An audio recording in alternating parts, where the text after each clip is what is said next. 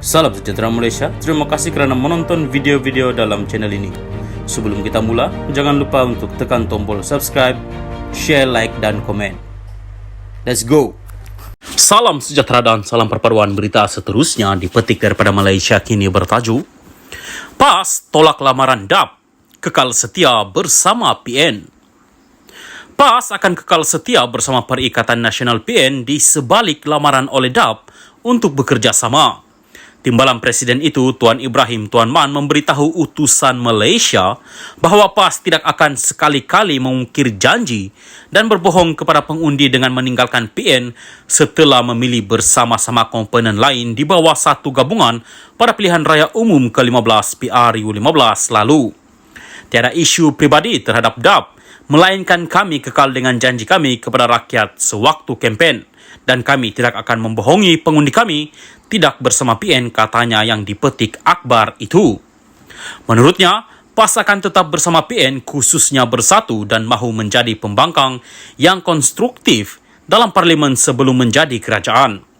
Tuan Ibrahim mengulas cadangan veteran DAP Lim Kit Siang agar kerajaan perpaduan bekerjasama dengan PAS menjelang pilihan raya negeri akan datang.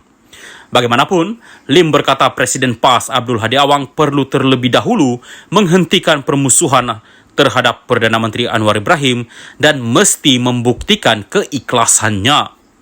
Sebelum ini, pertemuan Perdana Menteri Anwar Ibrahim dengan ahli jawatan kuasa PAS Pusat, Nik Muhammad Nik Abdul Aziz di Kota Baru, Kelantan mencetuskan persoalan dan ada mengaitkan usaha itu sebagai hulur salam kerjasama antara pemimpin kerajaan perpaduan dengan PAS.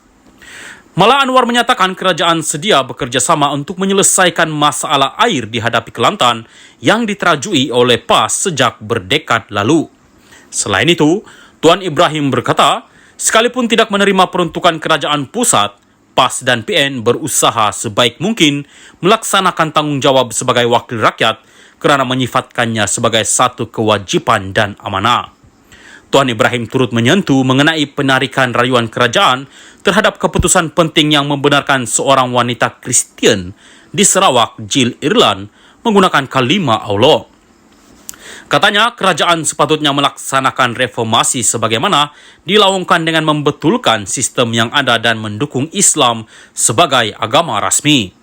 Kami nyatakan desakan agar kerajaan mesti meneruskan rayuan penggunaan kalimah Allah dan melarang penggunanya kepada bukan Islam agar kerajaan persekutuan mesti selaras dengan pendirian Majlis Fatwa Kebangsaan, tegasnya.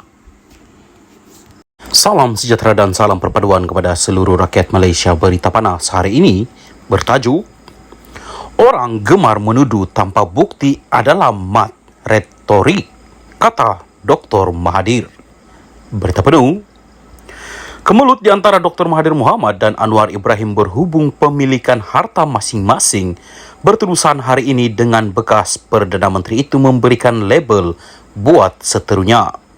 Melalui kenyataan bersahaja yang dimuat naik di media sosial, Mahathir berkata dia tidak ada masalah untuk membuat pengisytiharan harta untuk mendedahkan kekayaan yang ada. Kata Mahathir, dia sudah membuat pengisytiharan tersebut beberapa kali semasa menjadi Perdana Menteri. Saya juga tidak ada masalah isytihar harta kerana tidak ada apa yang perlu saya sorok. Yang jadi masalah ialah Anwar telah beberapa kali tuduh saya salah guna kedudukan semasa saya jadi Perdana Menteri untuk kayakan diri saya dan keluarga saya, katanya. Pada 7 Mei lalu, Anwar mengulangi cabaran kepada seorang pemimpin politik Melayu yang tidak disebutkan namanya agar mendedahkan semua harta pribadi serta aset mereka sekeluarga. Berucap di Majlis Rumah Terbuka Malaysia Madani, anjuran Kerajaan Negeri Sembilan di Seremban, Perdana Menteri ke-10 itu berkata tokoh terbabit memiliki harta berbilion, manakala anak-anaknya memiliki kapal terbang dan kapal.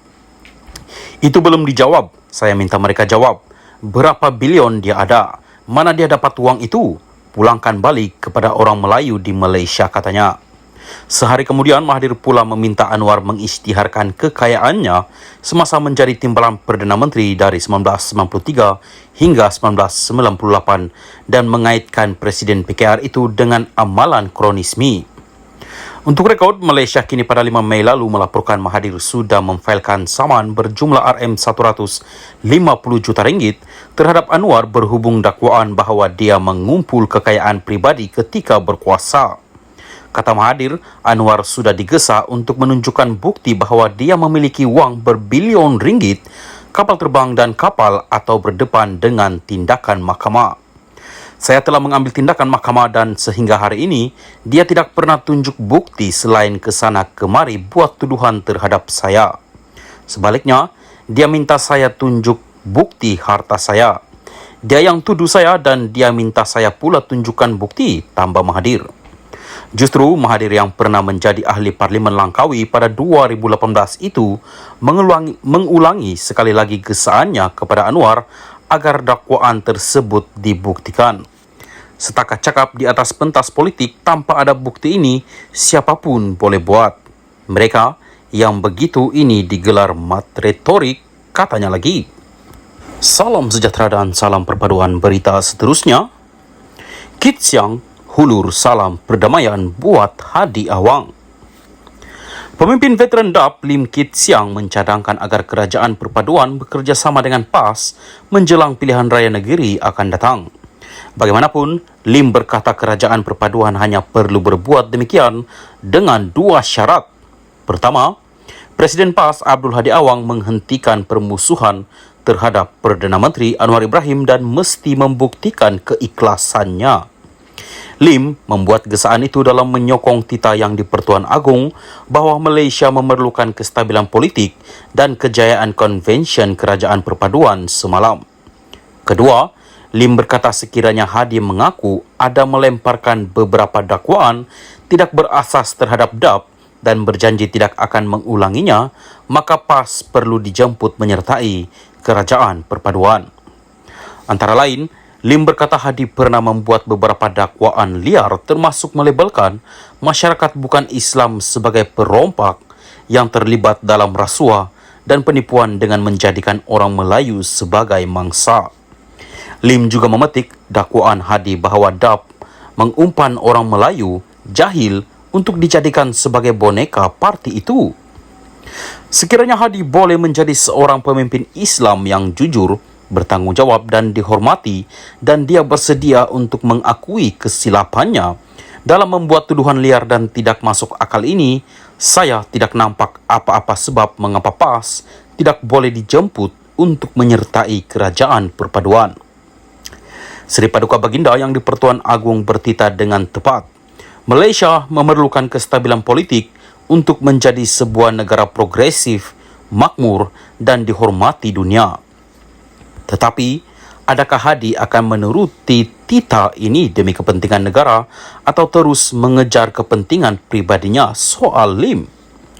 Kenyataan Lim dibuat ketika Anwar juga menghulurkan salam perdamaian kepada PAS menerusi ahli jawatan kuasa pusat PAS, Nik Abdul Aziz. Dalam pertemuan dengan Nik Abdul pada Jumaat lalu, Anwar didakwa memaklumkan hasratnya untuk menjalani semula hubungan baik dengan pemimpin PAS termasuk Hadi Awang.